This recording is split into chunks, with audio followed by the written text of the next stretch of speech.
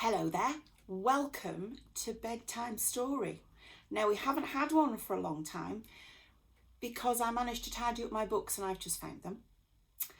And I've checked all the long words in this book written in Wales, and the hardest ones I have to say are rill and anorak. So, are you sitting comfortably? Then I shall begin. Jack, the station cat, and the great little trains robbery. Testing, testing, testing. 1, 2, 3, 4. Screech, screech. Whatever's that noise, thought Jack, the station cat, as he jumped out of his basket. His ears were back and his tail low. I wonder if Auntie Buzz heard that. I hope the old lady wasn't frightened. Auntie Buzz, a retired station cat, lives in a special room at Tail's End Station. It has a notice on the door. Auntie Buzz, supernumerary station cat. I'd better go and see, muttered Jack. He peered around the door and looked down the station platform. What a surprise he had! There was Auntie Buzz sitting on Peter the porter's trolley, and she was washing herself. Morning, dear boy, boomed Auntie. Why are you creeping along on your tummy like that? Hello, Auntie, replied Jack. I thought that awful noise might have alarmed you. Nothing alarms me, Jack. That noise was only Mr. Parker testing the new loudspeakers. Why do we need them? Said Jack. Why indeed, Jack, agreed Auntie. And why are all those paint pots on the platform? Gooey, Jack, came two voices. Along the platform raced Rachel the rabbit and Hannah the hare. Clatter, crash, wallop! Hannah the hare bounced into the paint tins. They rolled everywhere. Maroon, yellow and gold paint splashed all over the platform and dripped over the edge. Look, I'm making patterns, she shouted as she danced around. You should look where you are bouncing, foolish young hare, said Auntie Buzz severely. Jack, gasped Rachel, please go to the station garden and see Gareth the snail. He has a message for you. The two cats and Rachel whizzed down the platform, followed more carefully by Hannah. They disappeared into the station garden just as Peter the porter came round the corner. What a mess, gasped Peter. Who did this then? Splendid day, Jack, said Gareth. He was sitting on his favourite stone. Behind him was Rachel's uncle Randolph. He was chewing a dandelion. Gareth, nom, nom, nom, nom, has exciting nom, nom, nom, nom, news, Jack. My great uncle Dodinus the Savage, superintendent of all Cornish railway snails, has informed me that Tail's End is 100 years old this month. Ooh. There's to be special celebrations. Hannah was so excited she jumped her highest jump, turned a cartwheel in the air and landed in a gorse bush. So that explains the paint pots, asked Jack. Everywhere is being repainted and repaired.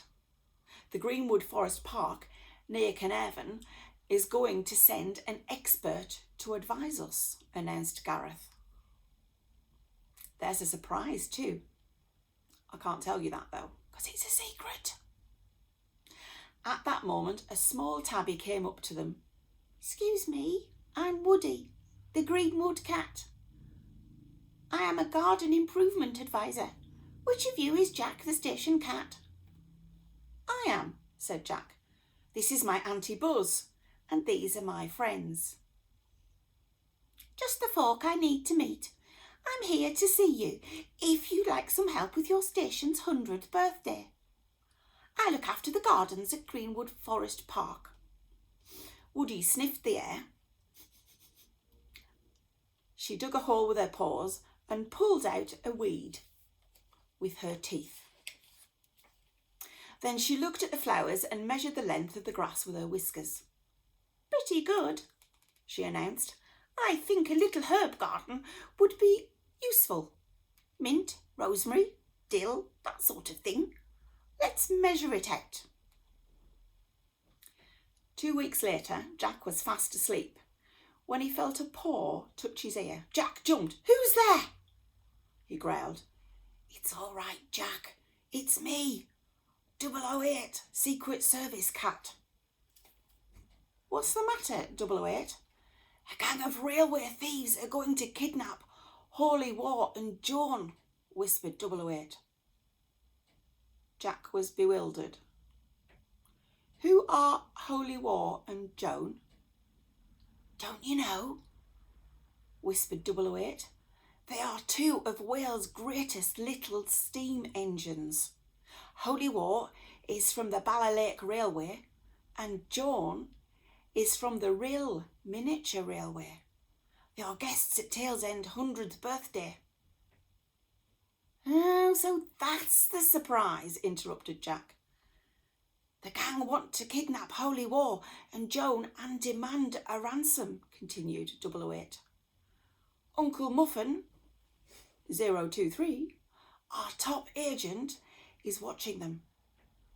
Now let me tell you how we shall foil that kidnap. The 2 cats whispered long into the night. Holy War and Joan are arriving today, said Mr. Parker the next morning to Peter the porter. Jack was waiting in the yard with Monty and Murphin,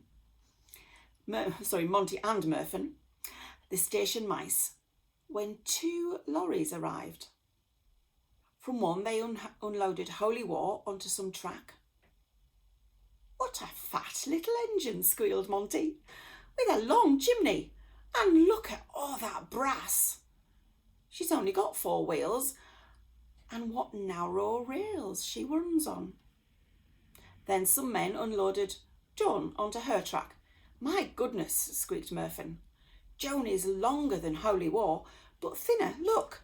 10 wheels and they're tender, but even a smaller track. Joan's track is 15 inches wide, said a voice. Holy War's is 2 feet wide, said another voice. 2 mice were sitting in front of Joan, brushing their whiskers.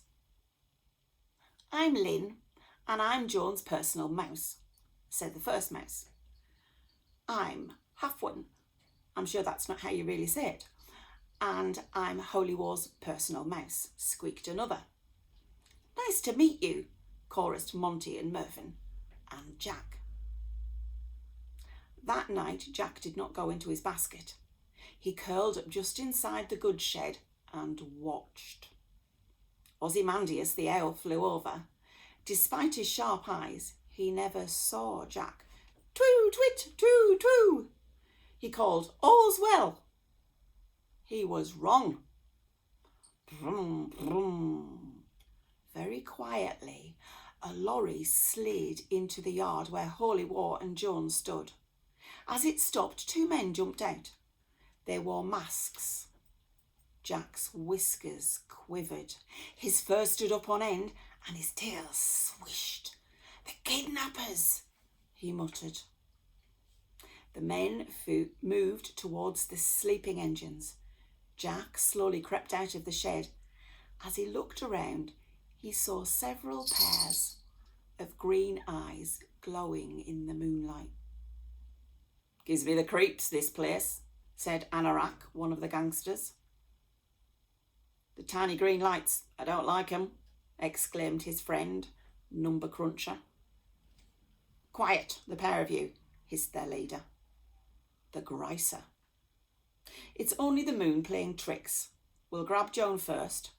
I'll back the lorry to the end of the track and we'll winch the engine up the ramp inside. He positioned the lorry and made ready the winch. The other two men attached a rope to Joan. The green eyes came nearer and nearer. Jack wormed his way forward. Anorak, you push on the left side. Number Cruncher, you take the right. Winch starting now. The gang leader snapped out his orders. Ow, ow, ow, ow, yelled Anorak. Something bit me, and again. That'll be Lynn and Harwin, thought Jack as he slithered closer and closer. Meow, wow, wow! Secret Service cats, go! Help, help! Shouted the kidnappers as out of the shadows came 9 big black Secret Service cats with eyes glowing green. 3 cats tackled each man. Anorak and Number Cruncher were terrified. They hit out wildly and tried to run. Grrr, grrr, growled the Secret Service cats with their teeth and claws tangled in shoelaces and tripping the men up. We surrender! We surrender! Screamed the bandits. Help us grab the Greiser, the gang boss, called out 008. Jack hurled himself onto the villain's back. Get off, nasty cats, snarled the Greiser. He fought hard and sent all 4 cats flying. He'll get away, thought Jack. Whee! A black and white ball hurtled across the yard through Anorak's legs. Oof! Gasped the bandit boss as he fell on his face, winded and unable to move. That will teach you to be rough with my nephew, said Auntie Buzz as she sat on his head. Auntie is very big and heavy. Jack and the Secret Service cats rushed up to her. Hello, dear boys. A little late. Here's your kidnapper. And there's the police. How about some milk? The police took Greiser, Anorak and Number Cruncher away. Jack, Auntie Buzz and the Secret Service cats went to Auntie Buzz's room to enjoy their milk. The very next day was the birthday party. There were flags and bunting everywhere. The Mayor of Tail's End gave a 10-minute speech of welcome in Welsh and English. The Tail's End male voice choir sang, Happy Birthday, dear Tail's End, and everyone clapped and cheered in the yard. Holy War and Joan gave rides. A fairground organ played tunes in the field next to the station. Randolph the Rabbit, Rachel and Hannah were marching and dancing in time to the music. There was a merry-go-round and Monty and Murphin were riding on the tail of a golden horse. There was a bouncy castle where Jack spotted Peter the Porter bouncing up and down, and he thought, when he thought nobody was looking. All the visiting boys and girls and their mums and dads had a lovely time as well. Jack was thrilled to see everyone enjoying themselves at the station's 100th birthday. I'll go and see Sydney the signalman, he thought. He must be lonely working with the levers and not being able to join in the fun. Jack bounded up the stairs into the signal box. Hello, Jack, said the big black cat. I'm 032, codename Mitzi. 008 asked me to keep an eye on things. No better place than the signal box. I live in one at Meowville in Somerset. Jack nodded. He was very sleepy. Last night had been a very busy night. Today had been a very busy day. He curled up on Sydney, the signalman's chair, and fell fast asleep.